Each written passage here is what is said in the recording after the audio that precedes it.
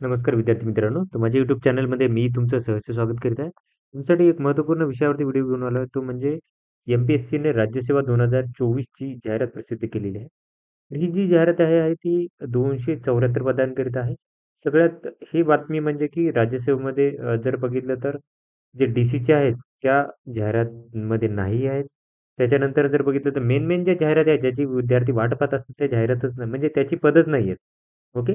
तर आपण काय करत आहोत, की याच्यामध्ये बघणार आहोत, की कोणकोणती पदं यांनी दिलेली आहेत यावेळेस या ह्याच्यामध्ये. तर त्याची तुम्हाला मी माहिती देणार आहे. त्यामुळे व्हिडिओ शेवटपर्यंत पहा आणि माझ्या चॅनलवर असाल तर नवीन असाल तर प्लीज चॅनलला सबस्क्राईब करा.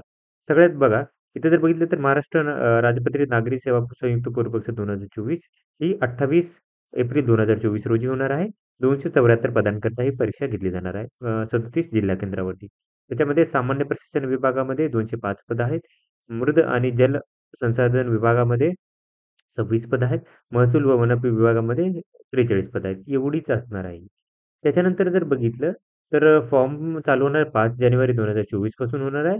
25 तारखेपर्यंत फॉर्म राहणार आहे. 25 पर्यंतच ऑनलाईन फीस भरू शकता. ऑनलाईन चलनाद्वारे भरायचे असेल तर 28 तारखेपर्यंत चलन प्रिंट करू शकता आणि 29 तारखेपर्यंत चलन बँकेत जाऊन तुम्ही देऊ शकता.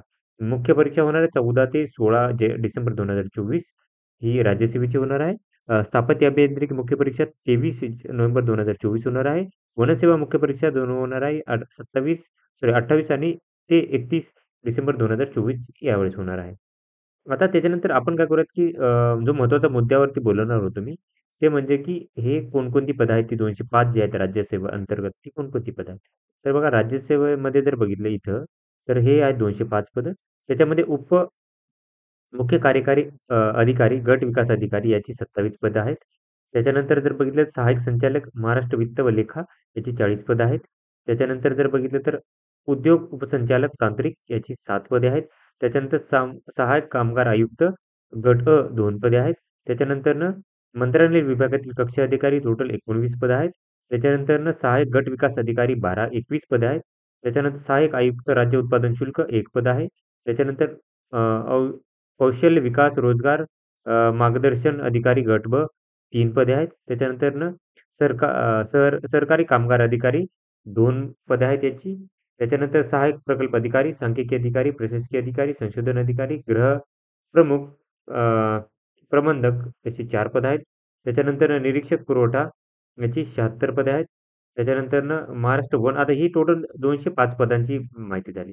वनसेवामध्ये सहाय्यक वनरक्षक गट 32 पदे आहेत 43 पैकी. त्याच्यानंतर वनक्षेत्रपालची आहेत 11 पदे आहेत. त्याच्यानंतरनं हे टोटल झाले 11 आणि 32 ही 43 पदं झाली. त्याच्यानंतर जर बघितलं आपण, तर पुढे स्थापत्य अभियांत्रिकीमध्ये 26 पदं आहेत. त्याच्यातली उपविभागीय जलसंसाधन संधारण अधिकारी स्थापत्य गट 6 पदे आहेत. त्याच्यानंतरनं जलसंधारण अधिकारी स्थापत्य गट ब ती 20 पदं आहेत. तर अशी टोटल 274 पदांचं हे विवरण होतं. ओके. तर याच्यामध्ये जर बघितलं तर डी-सीची पदं नाही आहेत. ओके. तर डी-वाय-एस-पीची पदं नाही आहेत. हे म्हणजे मेन पदं आहेत ते पदं नाही आहेत. ही पदवाढ होऊ शकते का? त्याच्याबद्दल अजूनही हे आहे. बट अशी अपेक्षा आहे की पदवाढ ते करू शकतात काही दिवसातच. ओके. तर आशा करतो तुम्हाला माझी माहिती समजली असेल. तर अशाच महत्त्वपूर्ण अपडेट्ससाठी माझ्या चॅनलला सबस्क्राईब करा, व्हिडिओला लाईक करा आणि इन्फॉर्मेशन मित्रांसोबत शेअर करा. ज्याने काय होईल की सगळ्यांनी याच्याबद्दल माहिती होईल. धन्यवाद.